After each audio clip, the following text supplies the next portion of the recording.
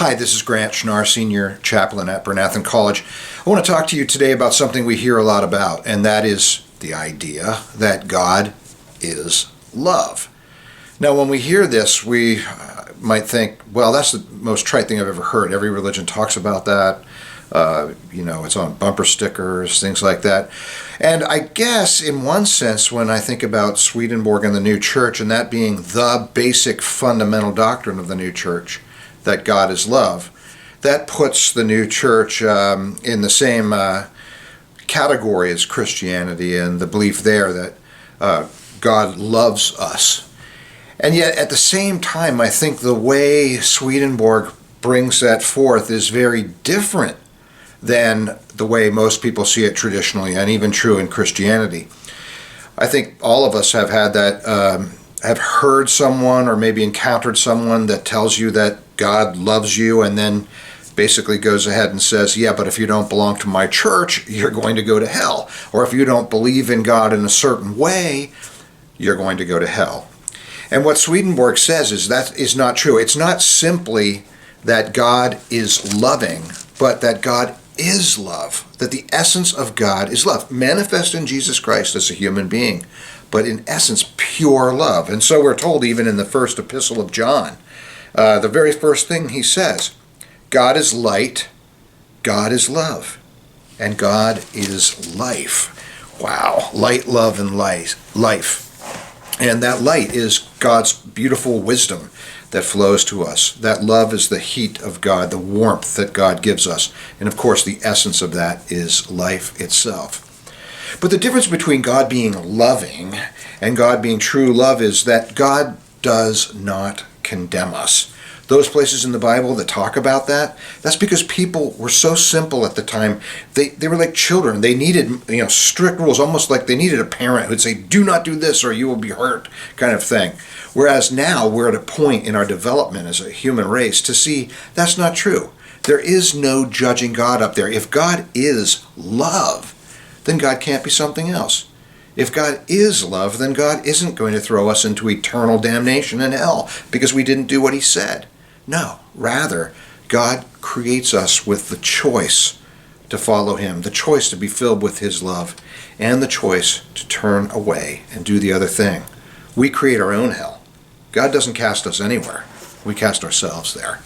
And I wanted to read you something about that. And this is basically what I wanted to share with you today. And this is from Swedenborg's book, Heaven and Hell. And this part is entitled, The Lord Does Not Cast Anyone into Hell. Spirits cast themselves in. Some people cherish the notion, Swedenborg says, that God turns his face away from people, spurns them and casts them into hell, and is angry against them because of their evil. Some people even go as far as to think that God punishes people and does them harm. They support this notion from the literal meaning of the word where things like this are said, not realizing that the spiritual meaning of the word, which makes the sense of the letter, is wholly different. So the real doctrine of the church, which is from the spiritual meaning of the word, teaches something else. It teaches that the Lord never turns his face away from anyone or spurns anyone, never casts anyone into hell or is angry. When you look at the word, if we look at it and simply just think about God as being some cartoon character with lightning bolts and judgment, then we'll see that all through the word. But if we take that belief, that deep, strong belief that we all say, that God is nothing but pure love, and keep that, then we can interpret those things where it doesn't seem that way in the Bible. We can interpret them in another way to realize that God is always on our side. Anyone whose mind is enlightened perceives this while reading the word simply from the fact that the Lord is goodness itself, love itself, and mercy itself. Good itself cannot do harm to anyone. Love itself and mercy itself cannot spurn anyone, because this is contrary to mercy and love, and therefore contrary to the divine nature itself. So people who are thinking with an enlightened mind when they read the word perceive clearly that God never turns away from us, and that because he does not turn away from us, he behaves toward us out of goodness, love, and mercy. That is, he wills well toward us, loves us, and has compassion on us.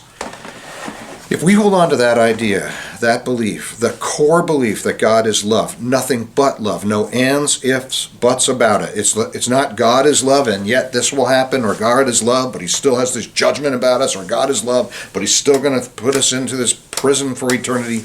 No, God is love. And from there, we can see God is always on our side. God is so powerful, he can always lead us to himself if we allow him to. God is our greatest supporter. God is our greatest cheerleader, our ideal divine parent, the one that never gives up on us, the one that always leads us.